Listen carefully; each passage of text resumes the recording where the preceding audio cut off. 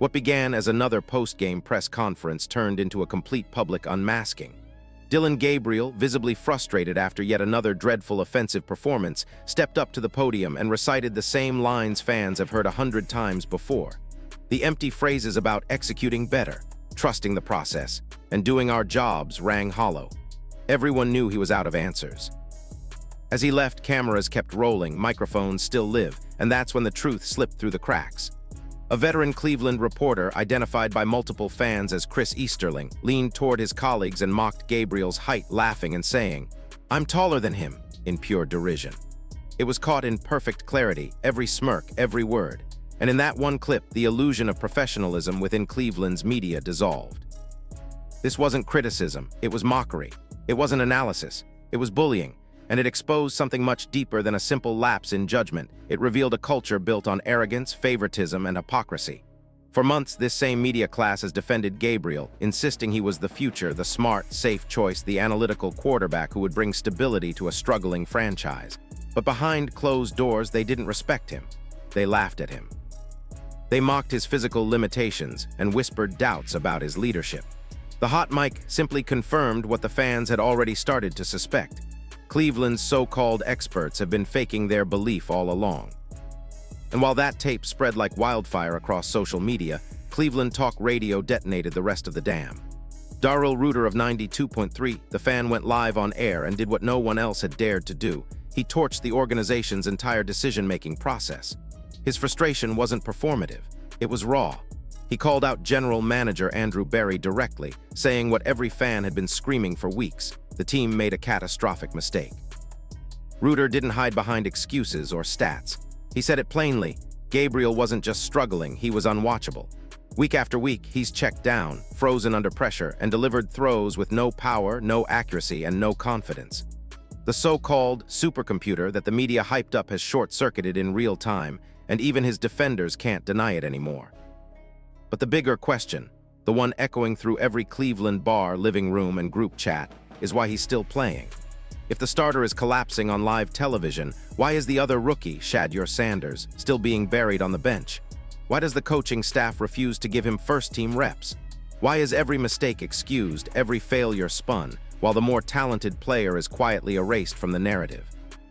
The answer, as uncomfortable as it is, lies in the coordinated effort that has been going on for months. A calculated media campaign designed to destroy Shedeur's image before he even had a chance.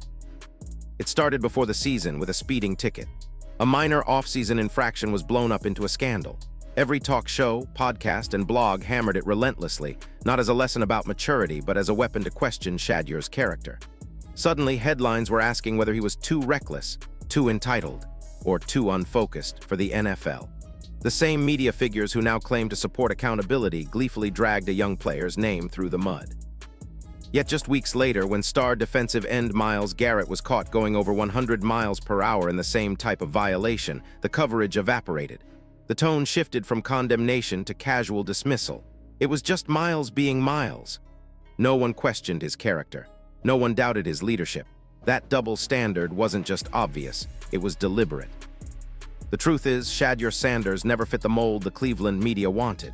He doesn't need their validation. He doesn't play the game their way.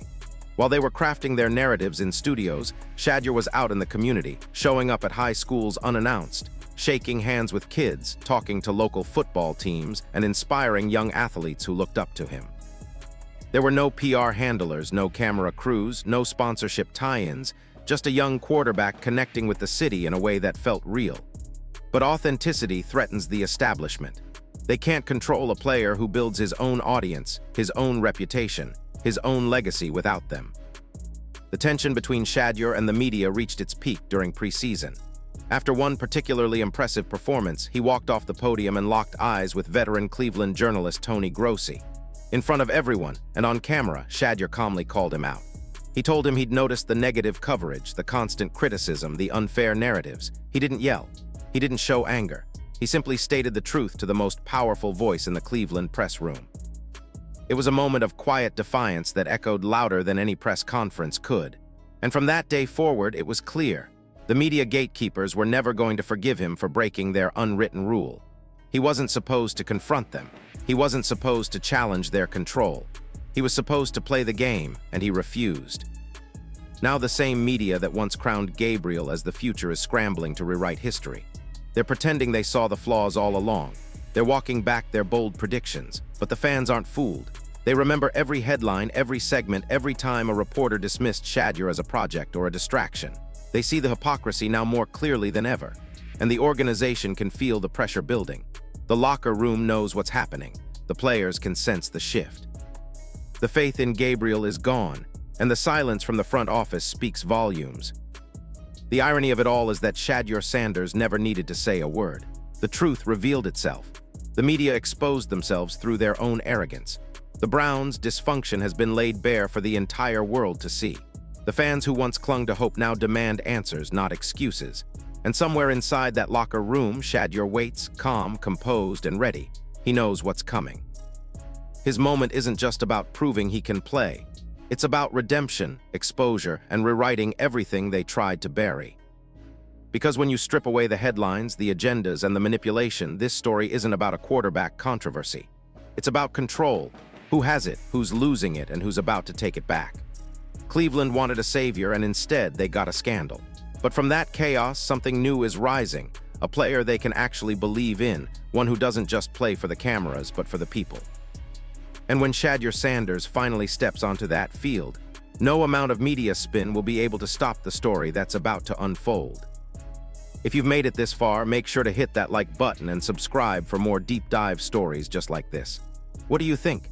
Has the Browns organization finally been exposed? Should Shedeur Sanders get his chance, or has the damage already been done? Let's hear your thoughts in the comments, because this might just be the most explosive story the NFL has seen in years.